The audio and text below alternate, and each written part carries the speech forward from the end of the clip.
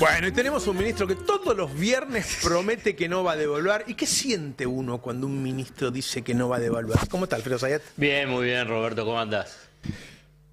Yo pensaba cuando venía por acá, si eso lo digo al comienzo, lo digo al final. Voy a empezar por lo que sería el final. Y después No, el nivel de improvisación que tiene el gobierno y fundamentalmente el equipo económico con el plan económico, con el ministro de Economía que es Milei y el secretario técnico a cargo del Palacio de Hacienda, Luis Caputo, es impresionante, ¿eh?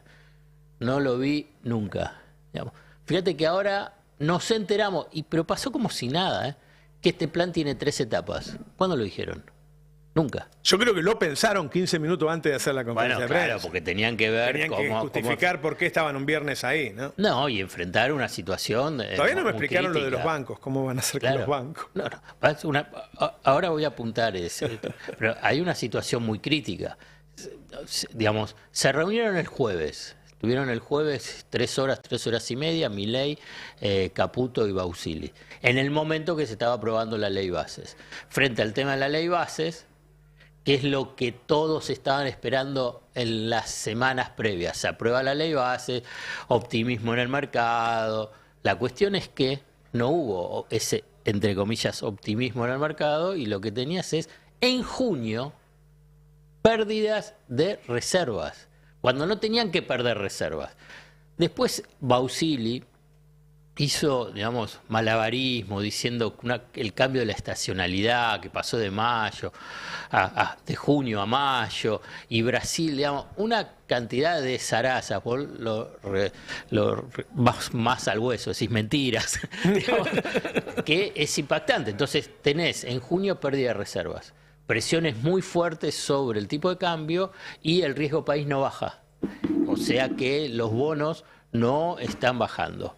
No están subiendo y a la vez las acciones tampoco. Entonces ese escenario donde el gobierno apostó y fundamentalmente Luis Caputo, mesadinerista con Bausili, que el mercado le responda. ¿Por qué? Porque necesita dólares y los dólares no los consigue, además que se pelea con el Fondo Monetario Internacional. Bueno, frente a esa situación crítica dice, bueno, a ver qué hacemos. Bueno, 3 etapas. Esta etapa terminó, la del superávit fiscal y del equilibrio fiscal. Después vendrá la de emisión cero y después vendrá la del levantamiento del cepo. ¿Y eso cuándo lo dijeron? No estaba en los papeles. Digamos, lo notable es que 2 razones. Una por complicidad y otra por perplejidad. Nadie le dice, pero si eso nunca lo dijeron que iba a ser así. Entonces, ¿cuál es la reflexión? Es pura improvisación. Claro. Pura improvisación frente a una situación muy crítica. Entonces, vayamos a la conferencia de prensa. La conferencia de prensa, lo primero, reafirma que no va a devaluar. Milei también lo dijo ayer en el reportaje en TN. ¿Lo escuchamos? A ver cómo lo dijo. Vos hoy tenés una tasa de devaluación mes por mes del 2%. Sí. Algunos piden que sea mayor. Bueno, digamos, o sea, que pidan lo que quieran, digamos, o sea, son los mismos que vienen pifiando hace 6 meses todo. Así que la verdad que lo que digan, a mí ya me tienen absolutamente sin cuidado. No va a cambiar ese número del 2%. No, yo no voy a cambiar las cosas, y menos voy a cambiar las cosas por tipos que vienen pifiándoles hace 6 meses todo el tiempo. Y acá viene la clave, ¿por qué quiere mantener ese 2%? Cuando ya todos le están diciendo, salvo un economista, digamos, economista a nivel de reconocimiento, después hay toda una red de economistas libertarios que cualquier cosa que digan está bien. Ese economista es Ricardo Arriazo. ¿Qué es lo que digamos, vos dijiste que sentís que ya pasaron muchos años, ¿no? ¿Qué es lo que te remite? ¿Qué es lo que te remite? Un ajuste periódico del 2% por debajo de la inflación. La tablita de Martínez Dios y el economista en jefe de Martínez Dios era él. Ricardo Arriazo. Ricardo Arriazo. Digamos, y por eso, digamos, y vos fíjate que cuál es la lógica, es igual que lo de la tablita de Martínez Dios. ¿Cuál era? Era la convergencia, vos fíjate que ahora vuelve el tema de la convergencia de tasa de inflación con tasa de devaluación. del 2%. Este es el objetivo que tiene. Entonces, ¿cuál es? Que incluso más adelante Milei avanzó con ese concepto y dice, bueno, después va a estar la tasa en cero y nosotros seguimos con el 2% y ahí es donde el tipo de cambio se va a recuperar y va a ser competitivo y veremos si fijamos un tipo de cambio fijo, si hacemos una liberación del mercado. Es impactante porque el ministro de Economía a cargo del Poder Ejecutivo dice, bueno, vamos a ver qué hacemos. Vamos a ver qué hacemos. ¿Cómo? Vamos a ver qué hacemos. Pero entonces es la misma lógica de Martínez II. ¿Qué pasó? Vamos a hacer un poco de memoria para los jóvenes y no tan jóvenes. Digamos, Martínez II precisamente hizo eso. Digamos, y además planteando un sendero de un tipo de cambio ajustado por debajo de la evolución de la inflación, pero además predeterminado, o sea que los inversores sabían qué es lo que iba a pasar. Ese es el gran tema. Duró mucho más. Sí, claro. La tablita de Martínez II con respecto a lo que está pasando ahora. Pero él quiere impulsarlo más, porque a lo que apunta es, ves, yo tuve razón. Igual que Martínez II. Martínez II también decía, ya va a converger, ya va a bajar la tasa de inflación, ya el tipo de cambio no va a ser, no va a estar atrasado. Destrucción de la industria, déficit del sector externo, incremento del endeudamiento y el famoso que el déficit a nivel del turismo, el de servicios. Claro. Porque pasa a ser, digamos, van al exterior los que pueden vacacionar frente a la situación. La plata dulce. Quieren ver la película La Plata Dulce, entonces ven, dicen, bueno, hoy ¿qué estás? Estás en una situación mucho peor. Entonces la plata dulce es para un sector muchísimo más reducido. Y ahora estás partiendo de una pobreza del 55-60%. Por eso. Pero la lógica de funcionamiento es esa. Entonces es tablita de Martínez II, tablita de Milei. Ya sabemos cómo termina. Ahora bien, el gran interrogante es ¿cuándo? Bueno, yo no lo sé. Eso no me lo pida. Pero sí, uno pero hay un problema. Si sigue creciendo la brecha, los tiempos lo van a apurar y no los van a Claro, se le está ¿no? acordando. Por eso fue la conferencia de prensa, por eso salió Milei a la mañana en La Nación Más con Laje, salió ayer a la noche, porque estaba mandando mensajes al mercado para hoy. Y después, los bancos tienen 35, 36% de esos bonos que ahora van a pasar al Tesoro. Claro. Si vos tenés la plata puesta en un banco y el banco se lo presta al Banco Central, si un día hay un problema en contra, puede emitir para pagártelo. Ahora que los tiene el Tesoro, si no le alcanza, porque la recaudación, uno no tiene equilibrio fiscal por decreto. Se te cae la recaudación por recesión, como está ocurriendo en este momento, no llega, no tenés equilibrio fiscal. Entonces, ¿cómo pagás ese bono al banco para que te devuelva al plazo fijo? Todo eso no se explicó aún. Quizá tengan alguna forma. Todo eso no se explicó aún. Lo único que dijeron fue que van a tener que forzar o va a haber mayor esfuerzo en el tema fiscal. Pero está bien lo que estás mencionando, porque yo creo que esto es un punto central. Se habla mucho de evaluación, nosotros ya lo mencionamos la semana pasada, empieza a ver el horizonte de un default, el horizonte de una cesación de pago. Fíjate que ya con el gobierno de Alberto Fernández, toda una red de los economistas ortodoxos planteaban como uno de los problemas centrales era el tema de las LELIQ y después de los pases. Digo, sí, era un problema, pero no era el principal problema. Entonces, cuando haces mal el diagnóstico, pones una escala equivocada sobre cuáles son tus dificultades, bueno, cometes errores. Entonces, acá aparece la idea central, hay que resolver el tema de las LELIQ y los pases de los bancos con el Banco Central, porque eso es emisión futura, y si es emisión futura es inflación. Bueno, eso es una lógica de razonamiento ortodoxo, monetarista, que elude lo que es central. Que la relación, como decís vos, Banco Central, está encapsulada. Estaba encapsulada. no tenía ninguna influencia. Puede ser a nivel de las expectativas, todo, dice, igual en cuánto es que se está acumulando. Vuelvo a repetir, era un problema, había que abordarlo. Lo abordás con crecimiento económico. Claro. Crecimiento económico, y estabilidad y baja de la inflación, las empresas y los particulares demandan más crédito, entonces los bancos, en lugar de prestárselo al Banco Central, se lo prestan a Claro. empresas y personas. ¿Es un problema? Sí, había que encararlo. Ahora bien, pero ese problema estaba encapsulado. ¿Por qué? Como bien dijiste vos, estaba ahí, se lo prestaba al Banco Central, el Banco Central les devengaba tasa de interés y eso no salía al circuito económico. Claro. ¿Se acumulaba deuda? Sí. ¿Es un problema? Vuelvo a repetir, sí, pero estaba encapsulado. ¿Qué es lo que hicieron los genios del sistema financiero, mesadinerista, Caputo, Bausili, Milei? Lo rompieron esa cápsula. Digamos, un problema ahora es sí un grave problema, porque ¿qué es lo que hicieron? Esa deuda que estaba encapsulada se la pasaron al Tesoro y acá no está encapsulada, acá está libre y por consiguiente se incrementa esa deuda. Los bancos ya estuvieron haciendo transferencia de pases hacia el Tesoro, hasta que llegaron un momento que los bancos dijeron, escúchame, ¿cuánto me vas a empapelar? Los bancos además van a tener un mayor factor de presión para pedir una tasa de interés más alta. Si el que les debe es el Tesoro en vez del Banco Central que puede emitir. Claro. Y entonces, claro, y además... Porque viste que ellos salen a una tasa. A veces el mercado se la reconoce y a veces no, y no le renueva todo. Bueno, pero el Banco Central tiene la posibilidad de pagar igual si no renueva. El Tesoro no. No. Entonces ahí se incrementa la deuda del Tesoro y por consiguiente se incrementa los intereses a pagar. Entonces tenés dos problemas ahí, o dos situaciones de tensión.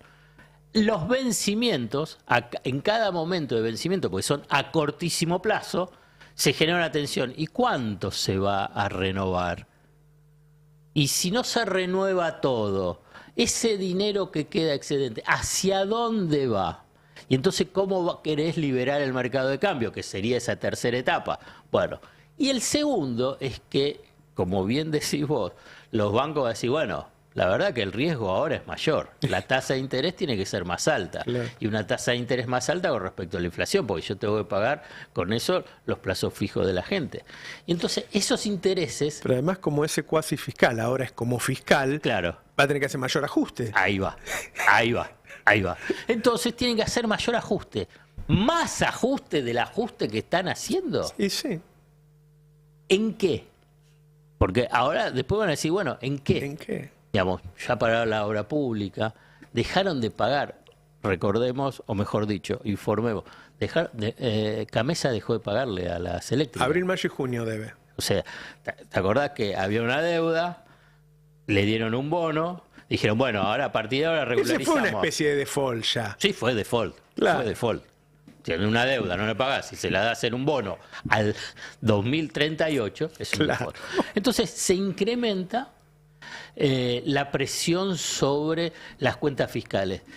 Quiero ver quién está preparando el presupuesto 2025, porque ahora sí va a tener que presentarlo. Y ahí tiene que blanquear. Y ahí, ¿cuál va a ¿Cuánto ser vas a el gastar? porcentaje del gasto sobre los intereses? Así es. Cuando es muy alto y puede llegar a estar en el 20-25%, el que es dueño de los bonos dice, este tiene más riesgo de no pagarme Claro. que pagar. ¿Y qué hago? Y vamos a empezar a vender o vamos a sacarnos. Algunos van a poder, otros no. Los bancos se les va a complicar. Claro. Y si se les complica, es decir, porque están solamente retenidos porque tenés las limitaciones vinculadas con el llamado cepo. Entonces, ¿cuándo va a llegar la tercera etapa? Esa tercera etapa que le están Claro. reclamando todo, como decir, tienen que liberar el mercado de cambio porque así teóricamente Y el van otro a dato venir. que por lo menos a mí me sorprendió es cuando Marina del Poyeto dice, miren, ya destinaron 9.000 millones de dólares de las exportaciones a operar en el contado con liqui, en uno Sí. en el dólar financiero más importante porque mueve mucho, entonces condiciona el precio de todos los dólares. O sea, ese dólar que vos comprás ahí en la calle Florida está pegado por eso. Y ahora nos enteramos que el Estado está destinó en 6 meses 9 millones de dólares, que más que los que destinó Alberto en los 4 años. Claro. Y además, ¿con qué Quiere decir que vos lo mantuviste, sale casi 1.400 pesos. A 1.400 pesos con 9.000 millones de dólares. Sí. ¿Cuánto hubiera costado si no hubieras puesto esos 9 millones de dólares? ¿Cuánto sale en realidad el dólar argentino? Pero después de hacer un ajuste del 118%. Así es. Digamos, entonces vos agarrás las grandes intervenciones que podías hacer, las dilapidaron en 6 meses. Exactamente. En 6 meses. Un ajuste del 118%, después para colmo le diste un tipo de cambio diferencial a los exportadores. O sea que tenías que acumular reservas y no acumulaste suficientes reservas. Entonces acá viene... ¿Cuándo viene la tercera? A ver, que tenés siempre los tipos de cambio, vos que me apurás sobre, hablamos para dar tranquilidad al mercado y a la sociedad, y vos, ¡pum! Estamos hablando del contado con liqui, está subiendo 2% casi, 1.384. El dólar MEP está subiendo 2,2%, 1.377. El riesgo país ya está en 1.480, subiendo 1,7. O sea, no sirvió de nada. Claro, ahí está. Nada, ni lo que dijo Caputo, ni lo que dijo Milei. Entonces ahí está, digamos, acorralados la semana pasada con esta situación del mercado financiero, bueno, salieron a tratar de intervenir sobre las expectativas. Y aquí quiero ir a uno de los puntos que me parece, como que la vez pasada también hablábamos, la derecha vuelve los mismos, hacen lo mismo y fundamentalmente no aprenden nunca, pero ni un poquitito, ni un poquitito. Vos fíjate que cuando quedás tan dependiente de la lógica financiera y decís, bueno, tengo que tener la confianza del mercado, del sector financiero, de los operadores, porque así van a invertir, tanto en el sector productivo como en el sector financiero, entraste en una trampa total. La trampa es que si sube el riesgo país, significa no me creer. Claro. Si baja el riesgo país, teóricamente te crees. Claro. Bueno, esto es cuando entras. Yo recuerdo tanto, digamos, lo que fue en la década del 90, y la variable no era el riesgo país, sino la variable era qué es lo que pasaba en la bolsa. Si la bolsa subía, hay confianza porque se aprobó o se va a aprobar la reforma laboral. Si baja es porque no hay. Después, ¿cuál fue la variable con el gobierno de la Rúa? El riesgo país. Ahí aparece el riesgo país. ¿Viste? Aparecía permanentemente el riesgo país. En el ciclo del kirchnerismo, vos fíjate que lo que pasaba en el mercado financiero era, bueno, pasaba, pero seguía funcionando. Claro. ¿Por qué? Porque no estaba dependiendo. Ahora bien, condicionaba, le generaba problemas, le generaba una situación de tensión en el mercado de cambio. Sí, bueno, pero subía, bajaba, pero no estaba pendiente el gobierno. Claro. Tenía otros problemas, porque si se peleaba con Clarín, se peleaba con la Corte Suprema, con el sector del campo. Era otra disputa. Ahora quedaron atrapados nuevamente, los mismos de siempre, haciendo lo mismo de siempre sin aprender nada, claro. Bueno, a ver qué pasa, porque ellos estaban apostando a hoy. Estaban apostando a decir, bueno, ahora se va a tranquilizar. A mí un operador el viernes me dijo, no mires el mercado hoy, mirá los lunes que ahí ya se va a ver lo de la ley bases. ¿No? Sí. Bueno, lo estoy mirando, hoy es lunes. Bueno, estoy mirando. Pero con la ley bases era otro de las variables para intervenir sobre las expectativas. Cuando un gobierno queda atrapado de construir expectativas a partir de medidas económicas, bueno, ya está, estás entregado. Porque claro. ¿Cuál es lo tradicional, tanto del Fondo Monetario Internacional como de, si querés, el mercado? Te corren el arco permanentemente. Claro. Te corre el arco permanentemente. Claro. No es que te vas a decir, hago el ajuste y ya está, como fantasea Milei diciendo que hizo el ajuste más grande de toda la humanidad. Él piensa que con eso va a intervenir sobre la expectativa. Al revés, le está diciendo, cualquier cosa está diciendo. Claro. Cuando dice que las reformas que va a implementar es la más extraordinaria de los últimos 100 años, multiplicada por 8 con lo que hizo Menem.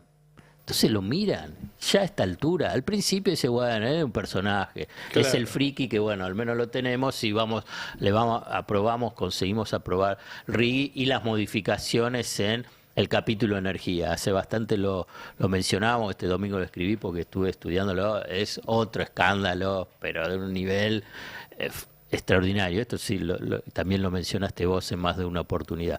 Bueno, Y entonces, ¿y por qué no reacciona el mercado? Porque te corren el arco. Claro. Y entonces le exigen otras cosas más. Y bueno, ¿y cómo vas a estabilizar? Pero bueno, entonces va a venir el sector del campo, otro, ya le diste a los de energía. Los de energía ya está, sí, eso. ¿Y los otros qué? Los otros dicen, bueno, vas a tener que devaluar, porque si no yo no te voy a dar los dólares. Y si después que devaluas te va a agarrar otro y dice, bueno, pero te generaste Es que inflación. yo decía, yo pregunté este dato del polleto, qué ruido estaba haciendo, y me decían que estaba haciendo mucho ruido, porque ahora la gente sabe que este 1.390, 1.400 del contado con liqui, es porque pusieron 9.000 millones de dólares. Claro. Y vos sabés que no hay más, no, o sea, algo van a tener que hacer con No, porque eso. aparte no está sumando dólares la reserva. ¿Y qué quiere el FMI? Que sume reserva para pagarle. Sí, pero además, porque durante julio tenés vencimiento de deuda importante, Claro. más de 3.000 millones de dólares. O sea, todo lo lleva a una devaluación. Y él se resiste a una devaluación por razones políticas. Y puede Porque dice, resistirse, bueno, porque ayer escuchándolo, por ahí me equivoco, puede resistirse, él puede agarrar. Lo que pasa es que genera una destrucción fenomenal, claro, porque la tablita de Martínez II estalló después de un tiempo. claro. Pero ya todos estaban diciendo, mirá, esto no aguanta más. Y lo extendieron, generando una crisis política, hubo cambios de la dictadura de la Junta Militar, cambió el ministro también, entonces cambió, se fue Videla, vino Viola, se fue Martínez de Oz, vino Sigó, el que apuesta al dólar, el que apuesta al dólar pierde, frase histórica. Creo que terminó con un 500% de inflación, sigo, Bueno, una cosa bueno, terrible. pero la fue extendiendo. Pero ¿qué pasa? Mientras, tierra La arrasada. destrucción era total. Tierra arrasada. Y ahora también lo puede llegar a hacer, ¿eh? Claro. Digamos, porque la verdad que ayer me concentré, dije, hago todo el esfuerzo de escuchar toda la entrevista de pe a pa. Entonces, y es posible que él siga. Porque si él está encerrado en su mundo, en esa fantasía, Sin ver las consecuencias de ese... claro, en esa búsqueda de las convergencias que dice, porque incluso mencionó, sí, con Sturzenegger estuvimos reunidos 3 horas, 2 horas hablando sobre su nuevo ministerio, y ahí aparece esto nuevo, la ley hojarasca, improvisación, y 1 hora estuvimos hablando de teoría económica. 1 hora. El presidente de la Nación, que hay un montón de problemas, y porque, bueno, estoy trabajando con Demian Reidel en este cambio mundial, no lo dijo así, pero digo yo, mundial de la teoría, sí, claro. Nobel, sí. 1 hora. Todo bárbaro, el presidente puede hacer lo que quiera. Pero después, aparte, dijo, no, yo trabajo de 6 a 11 de la noche sin parar. Y 1 hora sobre teoría económica. Tiene reuniones con periodistas igual, pero bueno. Sí, pero está bien. Mirá, yo los escuchaba, mirá, lo trajiste. Sé que es escandaloso, ok. Pero vos sabés que en cada periodo siempre tenés estos Johnny Viale para... Sí. Y yo siempre me acuerdo de Gómez Fuentes. Por ahí no se acuerdan mucho. No, bueno, las consecuencias eran peores, ¿no? Claro, pero ¿vos te acordás? Sí, Digamos, sí. Me falta el nombre. Era el pero- hombre de la dictadura, ¿no? Apoyando la dictadura. ATC. Claro. ATC. ATC, sí, Entonces sí, tenías ahí. Entonces, y son esos personajes que esperemos, hay que ver, porque bueno, Gómez Fuentes después pasó al ostracismo, otros no, digamos, los Neustadt, los Grondonas se mantuvieron. Más clase, ¿no? Bueno, entonces hay que ver, digamos, siempre aparecen estos voceros oficiales revestidos con el traje de periodista, ¿no? Entonces yo dije, bueno, y digamos, Johnny Viale y todo, en realidad lo asocié a Gómez Fuentes, digamos, la verdad que la asociación no es muy buena para él. No, pero, lo de Gómez Fuentes era peor. Pero así me cruzó Porque esa imagen. Gómez Fuentes obviamente estaba encubriendo algo mucho peor, que era los asesinatos, las desapariciones, qué sé yo. Pero en el fondo se trata de eso, encubrir es, no hablo de lo importante, sino que hablo de otra cosa. Sí, después de la guerra en las Malvinas. Y después Claro. también había publicistas, el Gordo Muñoz, digamos. En el mundo del deporte mucho no lo quiere. Fue un grandísimo relator de fútbol. Sí. Digamos, y Muy, muy bueno. Pero bueno, él también era parte de ese dispositivo. Había artistas que hacían películas sobre hacer la colimba de Granolín. Sí. Qué sé Entonces, yo. bueno, es como que siempre está Hay un ese dispositivo claro, que porque se bueno, replica. vos tenés que sostenerlo todo eso. Eh, Tenés que sostenerlo. El tema es, bueno, cómo viven con eso. Entonces hay que recordárselo, que en realidad, porque no es, estás al lado y le decís, mirá, ¿te pareces a Gómez Fuentes? Mirá, es parecido a como lo que hacía el Gordo Muñoz. Entonces, después van a los Van a libros de leer, historia sí. y dicen, no sé si me quiero. ¿Cómo pasaron la historia de eso, Claro, no? y después encontrarme en ese espejo, ¿no? Che,